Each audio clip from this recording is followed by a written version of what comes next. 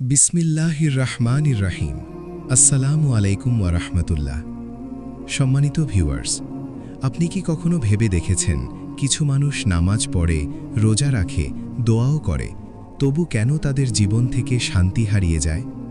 কেন হঠাৎ করে রিজিক বন্ধ হয়ে যায়, সম্পর্ক ভেঙে যায়, হৃদয় অস্থির হয়ে ওঠে?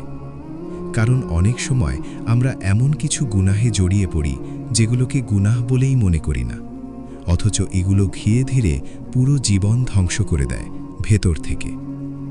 আজ জানব সেই 5টি গুনাহ যেগুলো মানুষ বুঝতেই পারে না, কিন্তু আল্লাহর পক্ষ থেকে কঠিন পরিণতি ডেকে আনে।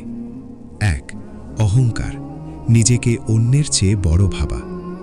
অনেকেই বলে, আমি কাউকে ছোট করি না, কিন্তু মনে মনে নিজেকে উত্তম ভাবা, অন্যকে তুচ্ছ করা, এটাই অহংকার। ইবলিশের পতনের মূল কারণ ছিল অহংকার।